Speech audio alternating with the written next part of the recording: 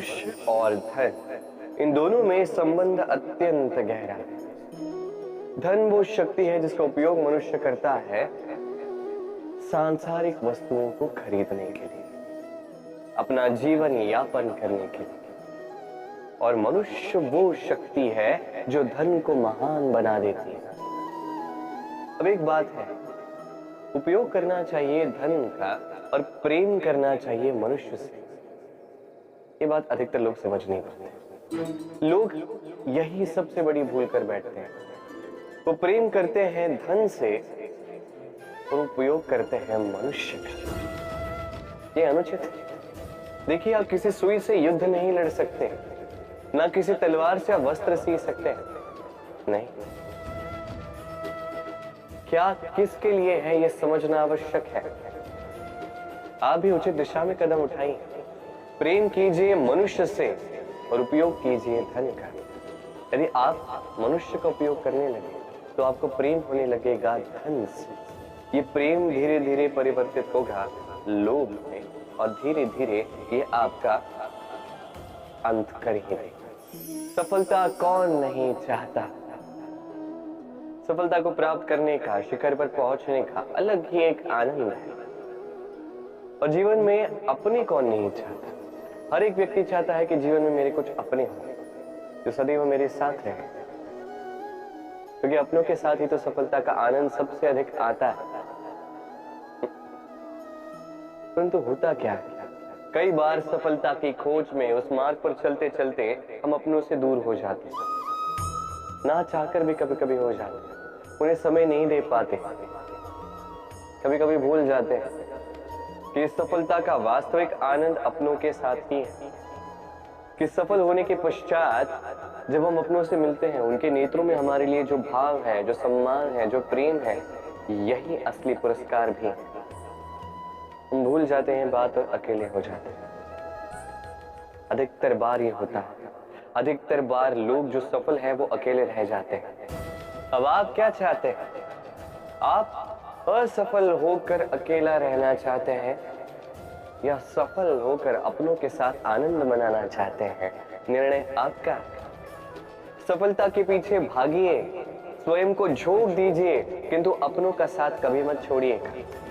वो अपने जो आपकी सफलता के लिए उत्तरदायी, वो अपने जिन्हें आपकी सफलता से सुख मिलता है, आनंद मिलता है, उन्हें कभी मत त्यागिएगा। भगवान और भक्त जब एक आकार होते हैं, जब भक्त अपने भगवान की ओर, अपने जीवन के उद्देश्य की ओर पूर्णतः समर्पित होता है, तब जन्म लेती है भक्ति। अब संसार में सारी आशाएं भले ही आपका साथ क्यों ना छोड़ दें, ये भक्ति आपके साथ रहेगी। भक्त और भगवान जब एक आकार हो जाते हैं तो उनमें कोई अंतर नहीं रहता। वो एक हो जाते हैं, एक व्यक्तित्व, एक अस्तित्व। इसलिए कभी भी जीवन में, किसी भी रूप में, किसी भी प्रकार में, किसी भी ईश्वर को मानिए, मन में श्रद्धा जागृत कीजिए, इस भक्ति को जागृत कीजिए। संसार में भले ही सब कुछ आपको छोड़ के चला जाए, तब भी ये भक्ति केवल आपका उत्थान ही करेगी। तो मन में इस भक्ति को जगाइए। शब्द ही शून्य, शब्द ही आरंभ, शब्द ही अंत भी, शब्द ही अमर है, शब्द ही ब्रह्म भी।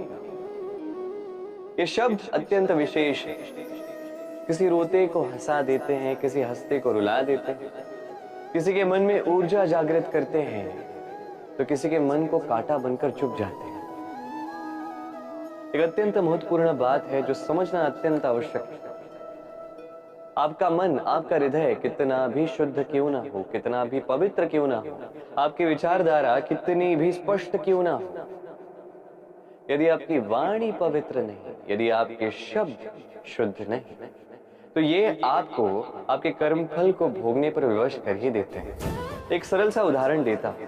आपके जीवन में कोई ऐसा होगा जो आपको नहीं भाता, जो कदाचित अधर्मी होगा, जो कदाचित नीच बुद्धि वाला होगा, परंतु उसे अपशब्द कह देने से उसमें परिवर्तन तो नहीं आता।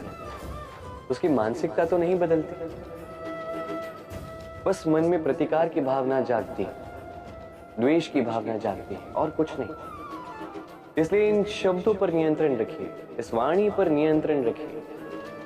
श्रेष्ठ से श्रेष्ठ व्यक्ति को भी सावधान रहना पड़ता है, क्योंकि यदि इन शब्दों का प्रयोग उचित ना हुआ तो आजीवन निशब्द होकर रह जाते हैं लोग। वरदान और श्राप, ये दोनों एक ही सिक्के के दो पहलू हैं।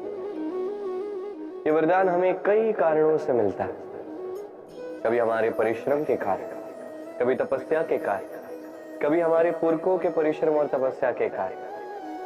परंतु ये वरदान कब तक वरदान ही रहेगा, ये हम निश्चित नहीं करते। ये निश्चित करते हैं केवल हमारे कर्म। यदि आपको उदाहरण दूं तो किसी रेशम के कीड़े को देखिए, उसे वरदान प्राप्त है कि वो अपनी सुरक्षा के लिए खोल बना सकता है। अब वो उसमें इतना मधान हो जाता है कि वो एक ऐसा खोल बना देता है जिसमें स्वयं ही गिरता है, दबकर मर जाता है। इसका तात्पर्य क्या है? तात्पर्य सरल है। गर्व करना ठीक है, किंतु अहंकार करना बिल्कुल ठीक नहीं। यदि अहंकार मन में प्रवेश कर गया तो इस वरदान को श्राप बनने में समय नहीं लगता। और यदि कर्म श्रेष्ठ रहे तो श्राप भी वरदान बन जाता है। सुख, दुख, मृत्यु, महामारी, ये कभी बता के नहीं आते, न कभी पूछ के आते। और कुछ ऐसा ही होता है द्यूत का ये खेल, एक कारागार की भांति, एक मकड़ी के जाल की भांति।